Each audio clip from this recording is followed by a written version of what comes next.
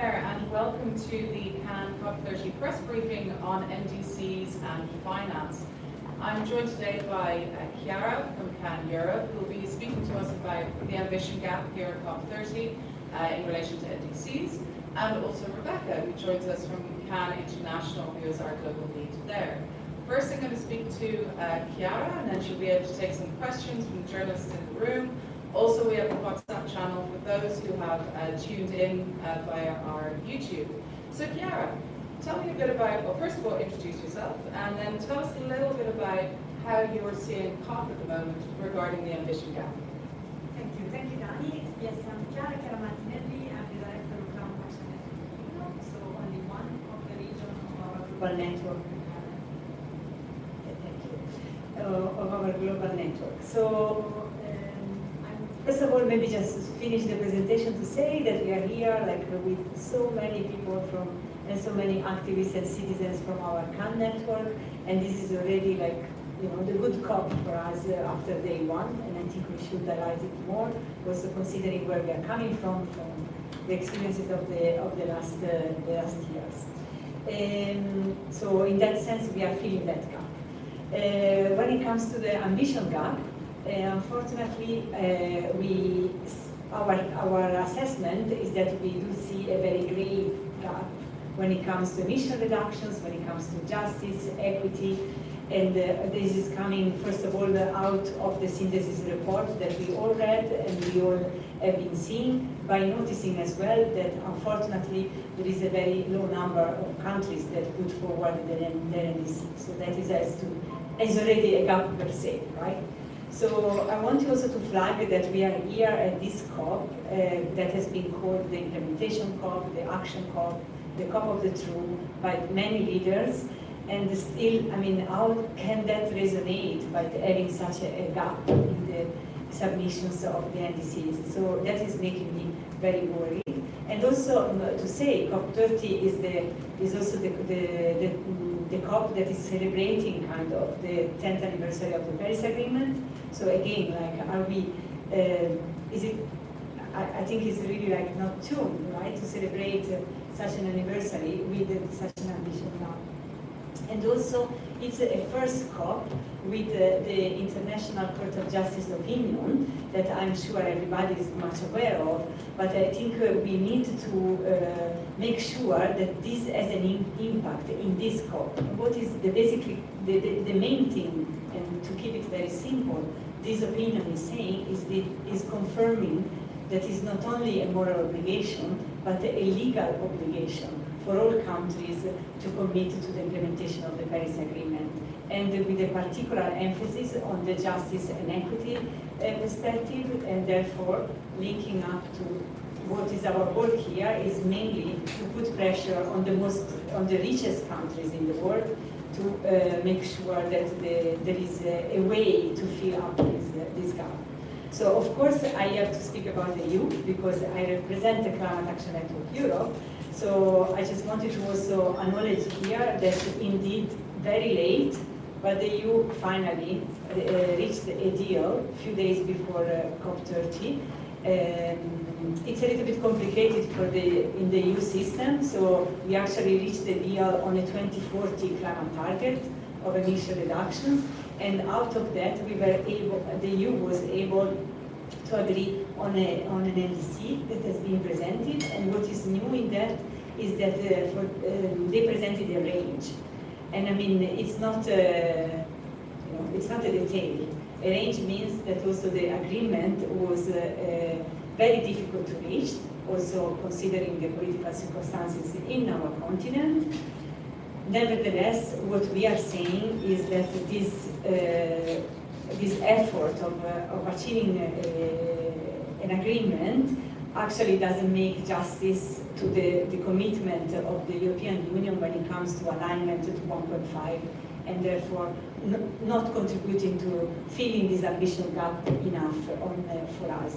And I just also wanted to make it clear again and again that the Climate Action Network calls for the EU climate neutrality by 2040.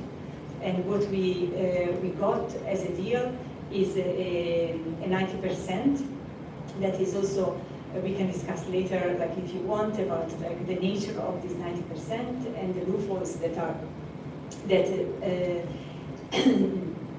we had that the US to had to give in to basically please all the different countries. So it's not a very ambitious 90% as such, but includes also international credits, for instance, that are something we have been very worried of from the beginning on. Thanks, Chiara. So we hear a lot about, the EU being a leader when it comes to climate ambition. What's your take on that from a Can Europe perspective?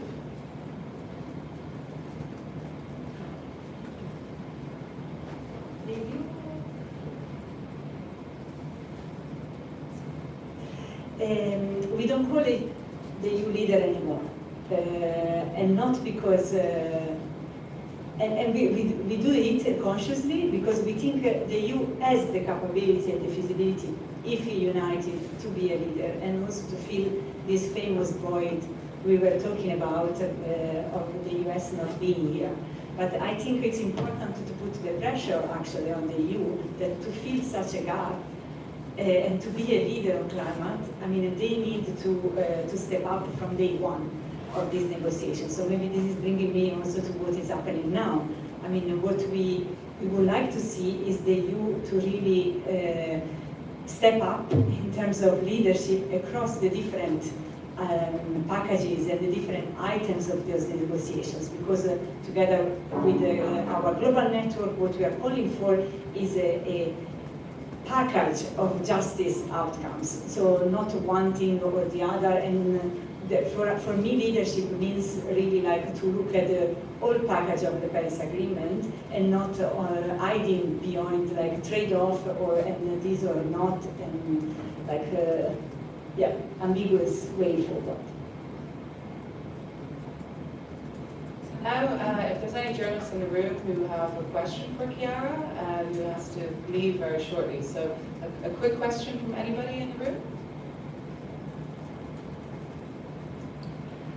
Yeah, so UNFCCC came up with that NDC gap report, synthesis report, showing the gaps. But given the fact that they only took 64 countries which represented such a shock, what is the point in having that report? I mean, are you, as a civil society, planning to update that report when more NDCs come in? I think the point of having such a report is still important as a tool for us to put pressure.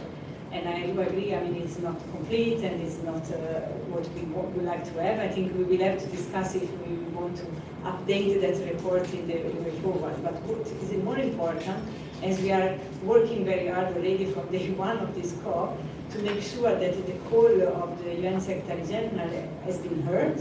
He has been calling for a global response as coming out of this COP30 as an outcome. So we are working and I'm working to make sure that the EU will support such a global response to fill the ambition gap. And we also, as CAN, we are not yet there in terms of, I mean, we want to focus on the substance and what this filling the gap will look like, and why we want this COP to make a signal that there will be a response to this gap and an acknowledgement that there is a very serious gap.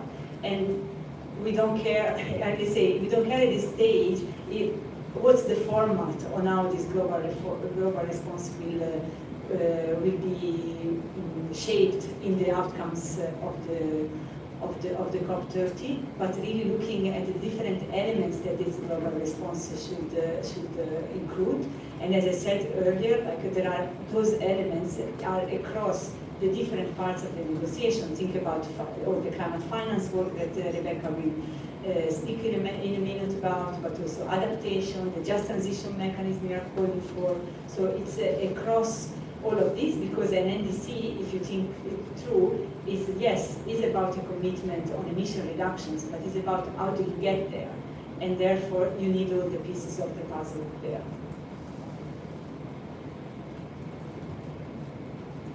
Great, thank you very much to Chiara, who has to leave now for a meeting with the delegation. And we're going to turn our attention now to Rebecca Thissen, who's from CAN International, who'll give us a bit of an update about where we are regarding finance here. So, Rebecca, give us an update about, say, the road from Baku to Berlin. How are we looking? This is a very bumpy road. Hi everyone, good to see you all. So yeah, I guess I'll try to just give you an overview, and then I'm happy to dive into some details if you have any questions. So the first thing I think we should ask ourselves is, what is the NCQG legacy, and what is the kind of post-Baku context we are in when we start this COP in Belém? So definitely the climate finance conversation is haunting the halls of the COP. Whoever was hoping that the climate finance conversation was done and dusted, as a colleague said, was naive at best. So first, this finance discussion, or this finance gap rather, has direct consequences on many fronts. So we heard a lot about the NDC synthesis report, and I agree with you, sir. Of course, it was just 64 countries, and so it's not yet complete, but I think some of the conclusions are really important, and we can already draw some worrying trends from that report, including the fact that there is a very big amount of NDCs coming from developing countries that have a conditional component, which means that the ambition they are aiming to reach would only be met if finance is provided. And so that is a direct consequence and a direct indication towards the need for more adequate public finance. As well as the UNEP adaptation gap report that was released right before COP, right? If you just, there are many conclusions coming from that report, but one of them is the adaptation finance needs. And as a reminder, CAN has always been talking about finance in a needs-based way, right? What is science telling us about the needs? It's not about the political feasibility or what's suiting the EU or Canada. It's about what is actually needed on the ground. And the UNEP gap report is very clear. We are far beyond 300 billion, so between 312, if I remember correctly, and 365 billion a year for adaptation. Well, as you recall, the NCQG decision as a whole is talking about the 300 billion figure for mitigation, for adaptation, for loss and damage, potentially. So definitely we can see that gap very clearly. So the situation now is that we don't have a clear hook for finance this year, because supposedly the finance COP was last year. So it's creating a lot of tension within the few finance negotiations we have that are mostly technical, but also within other rooms, such as the adaptation room, where TGA would be a very important piece, and of course the question of means of implementation there is directly influencing the dynamics in those negotiations. The question of just transition, obviously, the question of GST, how do we implement GST1 with adequate means of implementation, but also how do we look forward to GST2, and what would be the finance component of those discussions. And maybe closing on the kind of UNEP-CCC bubble overview, I think the consultations that are ongoing now, you may have seen that the presidency proposed a creative way forward of having consultation on 4 different agenda items, because those were the most sticky issue or contentious pieces in order to open the COP. And one of them is the question of Article 9.1, which is about the obligation, the legal obligation, as Chiara said, for developed countries to provide public finance. That was already a fight that started in Bonn, raised by the G77 as a whole. And yesterday, obviously, there were 4 agenda items in debate, but the one who took the most space and air in the room was definitely this question of Article 9.1, as well as trade in a certain extent. But I'm happy to dive into details if you want. So that's just showing how the finance conversation is not going anywhere and still very present. And then I just want to conclude this overview with the fact that we cannot dissociate the climate finance conversation from the broader context we are in, right? Of course, geopolitical tension and the retreat of international cooperation in general, but also the question of the financial architecture, right? The rules, the economic financial rules that are governing the system that are directly influencing how climate finance is actually reaching developing countries. So the question of debt, the question of the high cost of capital, the question of unfair trade rules, the question of the private finance chimera, all those elements that are maybe not per se only the apparatus of the UNEP-CCC, right? And it's going beyond the COP remits, are definitely important and needs to be taken into account as well in Belém. So Rebecca, you're pretty passionate about finance. Who would you say, among the blocs or the countries or the different groupings would be the most passionate about finance at the moment? Create a passion group for finance. Well, if I'm just recalling the different intervention we got yesterday in the room in the consultation, I think the vast majority of developing countries were passionate about finance, but just not because it's a passion, because that would be a weird one, but just because it's the first thing they miss in terms of implementation and action, right? You can take it from any side you want. If you want more ambition on adaptation, you need means of implementation. If you want to close the NDC gap and the ambition, you need finance. So even if each of those subgroups of the G77 were coming with their own context and own priorities, all were very passionate about finance because it was essential. But one of the best articulated intervention I found yesterday was the one of Egypt. Not necessarily diving into the reports, the science, that of course very important, but that many of them did before the ambassador took the floor. But it was just really illustrating in a very concrete way how this is going to block everything at COP, right? And how public finance is not just a rhetorical or a kind of a political bargaining chip, it's just the fuel, it's a very bad metaphor, but you know what I mean. It's just the essence of the Paris Agreement itself. Now I'll go to any questions in the room that people may have for Rebecca, who can cover finance, but also a few other issues as well.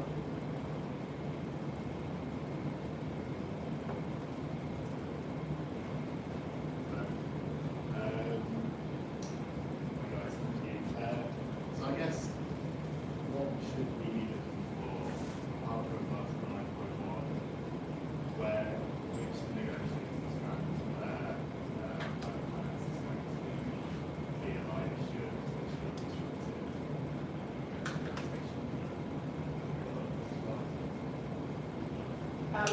So maybe first in terms of official finance tracks and then in other rooms. So in terms of official finance tracks, I think the most important piece would be around Article 9.5. I know we talk a lot about 9.1, which is about this obligation to provide public finance, but the Article 9.5 is a very important piece that would be discussed this year in Belém. That's actually about the accountability of this finance being provided. So we of course need new commitments, more money coming on the table, but then we need to make sure we track this money is adequately reported. And this year, the kind of guidelines for this article, because it has biannual communication, would be reviewed. And I think it's an interesting entry point to make sure not only we have more public finance, but also we can hold developed countries accountable for it. And then there is the question of Article 2.1c, which is about making all financial flows consistent with the Paris Agreement. So you have the NCQG, which according to us is mostly about flows going from north to south, but then you have a wide range of financial flows, right? Banks, private sector, philanthropies, insurances, that also needs to be aligned with the Paris Agreement. And so the Article 2.1c has been dealt by a dialogue for the last 3 years, starting in Sharm el-Sheikh. So the name is the Sharm el-Sheikh Dialogue, easy. And it's coming to an end this year. So the question is what would happen next to this article? Knowing that it has a lot of potential, including to link those kind of climate finance discussion to the wider financial architecture, talking about debt, talking about tax, but we know that it's also a very toxic place. The question is how this would evolve and how it would potentially be influenced by other dynamics in other rooms. Finally, in terms of finance specifics, there is an important paragraph in the NCQG decision. Sorry if I'm going a bit too techy, but like this I'm comprehensive. That's the paragraph 16, if you want to look at the exact sentence. That's calling actually to triple the finance going to the UNFCCC climate funds. And it's one of the only good things we got in the NCQG because we know that those funds are meant to channel qualitative public finance. they're also meant to be much more democratic compared to MTBs. So there is kind of a maybe first stress test for the NCQG, and we would like to see how developed countries are actually going to implement this specific paragraph. And we know that the funds always have this specific moment during the COP where the COP has to give guidance to the fund. And then briefly on the other tracks, so definitely GGA and adaptation on two fronts. The question of the indicators and the means of implementation indicators. So how do we track the finance that's going to adaptation? It's very important, otherwise we know it's just going to remain words and not action. But also the question of a new adaptation finance target. Because you may know that in Glasgow, countries decided to double adaptation finance by 2025 compared to 2019 levels. So we are in 2025, so obviously that's coming to an end as well. And the question is, what kind of political signals, what kind of new commitment could we expect on this adaptation finance front, which is very important for many developing countries. On just transition, and then I close, I think per se the finance conversation is not yet the most contentious one, but there is a realization that just transition finance is something, and just transition finance is not mitigation, is not adaptation, is not loss and damage. So in one way or another, whether it's in Belém or later on, we would have to recognize that just transition requires specific additional finance, right? Yeah, I'll stop here.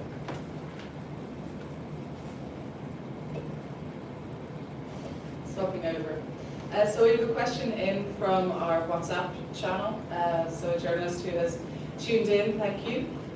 Joseph Salali from ABOS Africa News Agency asks, what mechanisms can help Africa track and verify the delivery of the 1.3 trillion climate finance commitment made in Baku?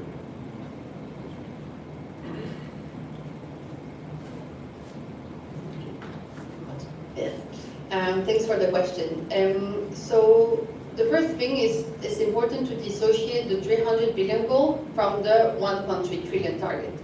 Of course, I know that the 1.3 trillion target was inserted in the very last hours of the Baku negotiation to still have appearing as having an ambitious goal, but we have to be clear that this target is an aspirational target, right? So everyone is responsible, all actors have to commit to it. Of course, it's supposed to be for developing countries, but in terms of how to track this, the first thing is we have to understand exactly what we are talking about. And I think from a vast range of parties, nobody is clear on what is this 1.3 trillion target.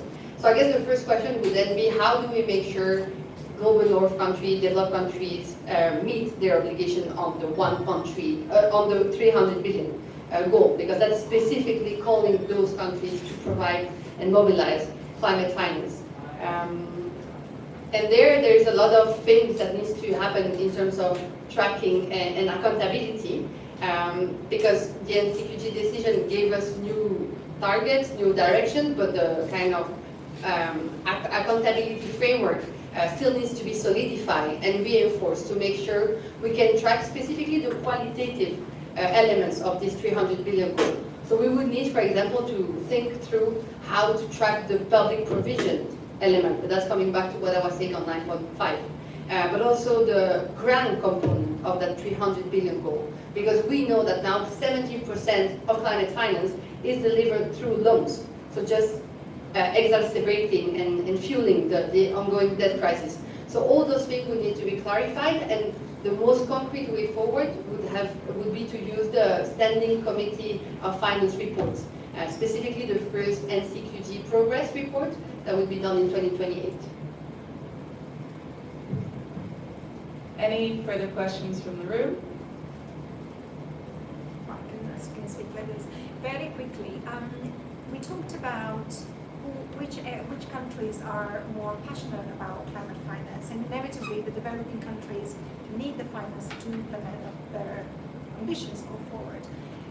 We know that there are differences within the developed countries in the global north in terms of how to distribute this climate finance. Is there, without naming and shaming, but there are other countries in the global north who are a bit more open to the conversation about public finance being dispersed as grants and not loans, because we know that on the developing country side, we know that they need it. But what about the countries that actually have to disperse it?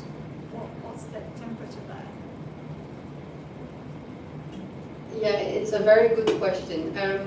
I do sense that last year, this kind of nuances were clearer because we were, really in the kind of middle of those NCQG discussion. And so in Baku, we saw some openness from some, for example, EU members or Canada coming with some ideas, I don't know, to work on the definition of climate finance, or trying to work on certain bits that would help the kind of qualitative public finance push.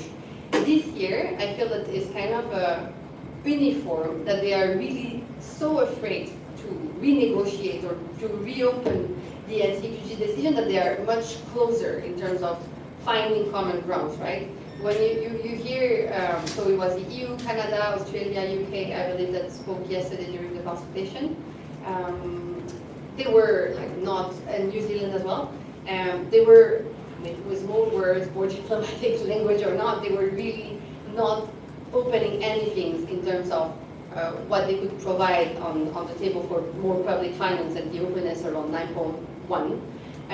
So I know, for example, there is a small group of countries who call themselves adaptation champion, but I think they just want to showcase how they're already giving finance to adaptation, not necessarily provide more at this COP, but let's see, maybe that would evolve. So there are certain nuances, but overall I feel that they are more kind of standing united, not to open any breach for us to actually find a more ambitious outcome. But that's just day 2. Let's see, maybe with pressure and good conversation that would change. Thank you very much. That's a wrap for our first press briefing. Our next one is the day after tomorrow. So tomorrow we will have the Cannes press conference in press room 2, area C, and then the following day we'll be back here in this room. For those who are tuning in remotely, tomorrow please join the UN webcast, and then for the following day the same YouTube link, but we'll be in touch. Thank you for tuning in. Thank you for joining us here today in this room.